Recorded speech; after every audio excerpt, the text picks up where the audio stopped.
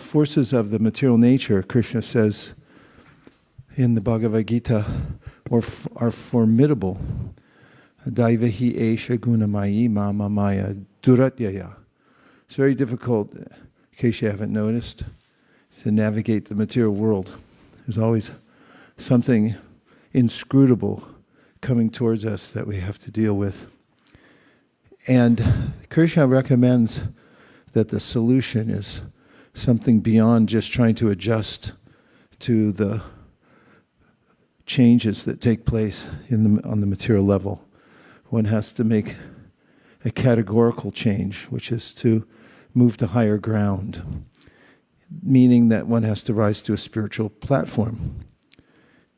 In explaining this, Krishna says in the 8th chapter of the Bhagavad Gita, Bhuta bhavat bhavakaro visarga karma sanjita, that you should know that whatever is manifesting in your life is coming from you. You're the creator. Because of your consciousness, you're creating various situations in your life. So he says the categorical change has to take place from the level of consciousness. And in a poetical way, that consciousness really is the shape of our heart. When we leave the world, Krishna says, Antakali chamameva smaran muktva kalevaram ya priyati samadbhavam yatinas yatra shamshaya. Without a doubt, he says, the shape of your heart, that form your heart takes, when you leave this body, it's going to manifest your next body. So the process of spiritual awakening is to change the shape of the heart. The heart has to change. There's hatefulheart.com where you can find all the criticisms of every other living entity.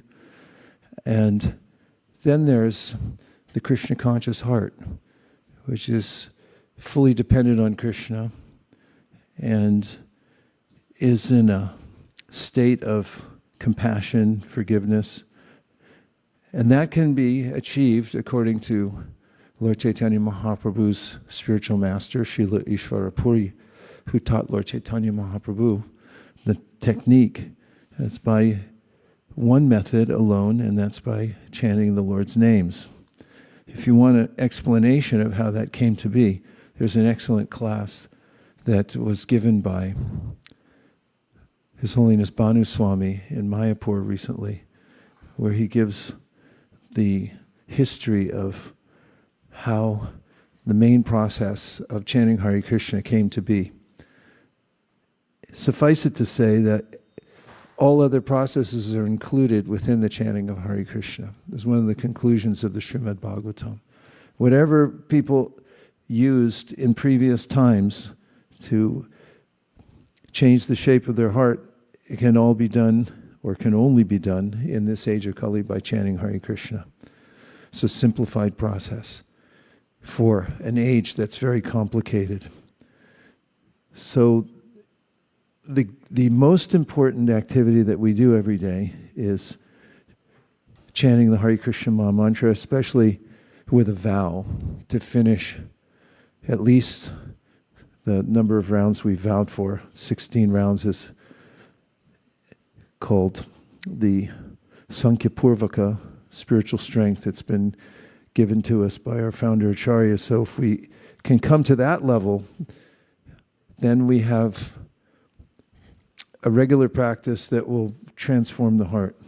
And in the technique of chanting, we have to also be fully fixed on chanting Hare Krishna and not thinking of other things. So it's a challenge. It's a huge challenge because the mind wants to go elsewhere, wants to make its own arrangements.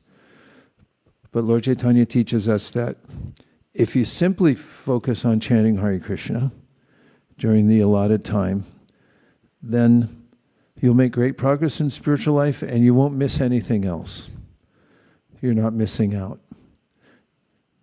Bhaktivinoda Thakur, I should say, Nambina kichu nahi ko aro choda bhuvanamaje. You won't miss out in any sales. You won't miss on any registrations.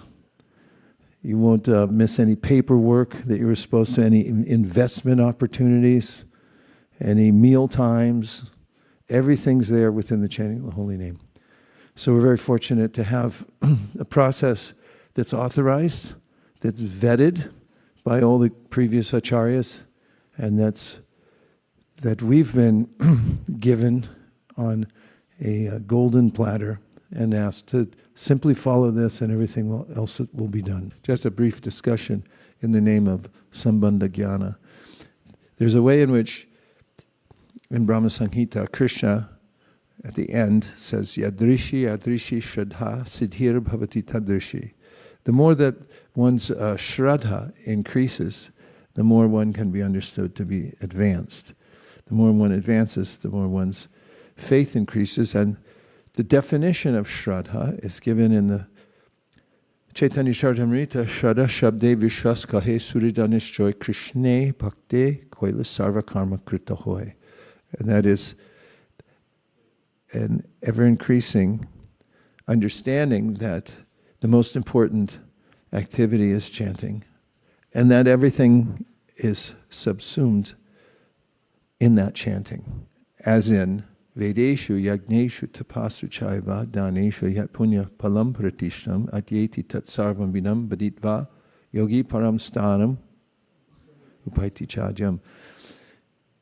And when there's this sense of taking shelter of the holy name as one's only refuge, then there's also a direct experience, which Krishna says is vital to a spiritual practice. Pratyakshavāgamam dharmyam. Who knows where that's from? Chapter 9, Bhagavad Gita. He says that your experience should be pratyaksha, direct. And not that it's theoretical, but you're actually experiencing it for yourself. And in Mayapur this year, Bhakti Chaitanya Swami had given a class in which he had talked about Krishna Lila, and then near the end he started talking about the practical ways in which we experience Krishna consciousness for ourselves. And he said, I admit that although I speak about Krishna Lila, I have not entered into it the way Uddhava has entered into it. He had to bring himself back to this world to discuss with Vidura. He said, but I do know this, when I chant my rounds in the morning with attention, I feel better. And I was thinking about that sort of modest statement and how important it is, because it's impossible to feel better in the material world. Everyone tries. Every YouTube person has a formula, a different formula, or sometimes they're just copying other people of how you're going to feel better. Every doctor has some medicine that says you're going to feel better. And Prahlad Maharaj says in his prayers, you're not really going to feel better. Dukhaushadam tadapi dukhamatad diyaham. He said that the cure you're taking for your misery, it's going to be worse than the misery itself. So it's a profound statement that I feel better after I chant my rounds. It's pratyaksha. I directly feel better, and I know I feel better. And when we have that, we can see that nothing else works in this world but chanting Hare Krishna works. That's a really good foothold to advance in spiritual life, is to have that understanding that everything else doesn't work and this does work. So chasing after ruchi, merging into lila and so forth, that's a natural consequence of someone who takes a step-by-step approach. Dedicate several lifetimes to coming to nishta, or steadiness, and feeling better about yourself and directly experiencing that you're okay because you're giving yourself to Krishna through chanting his holy names. That all leads to natural advancement in Krishna consciousness. So it all comes back to the authorized process called nirnitam. It's been vetted and recommended by all the greatest authorities, and it can be directly experienced. What could be better than that? We have time for one or two comments in reply. 3, 2, go.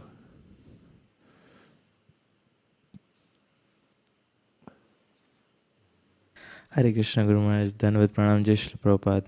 Welcome back. Thank you. Yeah, that when I chant, I feel better. It was very nice. And previously you said happy for no reason. So once on Sunday I was chanting here, and after finishing my round, I don't know, somehow that like I was feeling blessed out, like, and when I was going home, I was just jumping, and somehow, I don't know, I didn't get bonus or something, but just just just just chanting my rounds, 16 rounds, I was feeling very nice. And then now anybody asks on book distribution that what has how this practice has impacted you, I always say that, that happy for no reason, that when you chant this, when you practice this, you will feel happy for no reason. And I elaborate on that. Very nice. Thank you. Srimati Tulsi Maharani Ki Jai. Time for one more. But you got to be quick. No Bhagavatam class, just a quick couple. I was just thinking that, a long time back, Nirakla Mataji had mentioned that it's always nice to do to-do lists. So I always do a to-do list every day.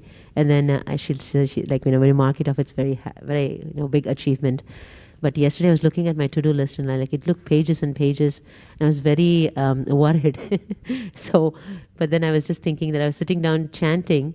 When you get up in the morning and chant, it looks like as if your 24 hours have become 48 hours in the 24 hours. And then you achieve it. So I was just thinking that it just relaxes, no anxiety, and then you kind of get your work done. So japa is like...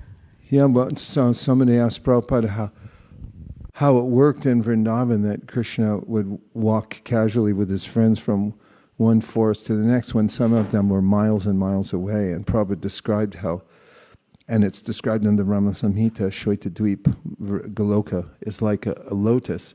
And the petals, they close, and the proximity then, it is available. That's a weird way to say it. It closes time and space. Krishna can do that. What's to speak of, as I mentioned in the Rasa dance, that there was a night of Brahma, a day of Brahma, amount of time Krishna can expand in that way. There's other points, but we can bring them up during class. Dear Srila Prabhupada, dear Sri Chaitanya Mahaprabhu, Shri Shri Panchatattva, Shri Shri Radha Madan Mohan, Shri Shri Lakshmi Nrsingadev, if you so desire, please let us as a community who has taken shelter under His Divine Grace A.C. Bhaktivedanta Swami Prabhupada give special attention to the chanting of our minimum of 16 rounds every day, as it is the foundational aspect of Krishna consciousness. Thank you for considering our request. Om Tat Sat. Everyone agrees with this prayer, in part or in whole. Please say Hare Krishna. Hare Panchakalptarishya kripa sindhabe vacha patitanam pavanebhyo vaishnavebhyo namo namaha.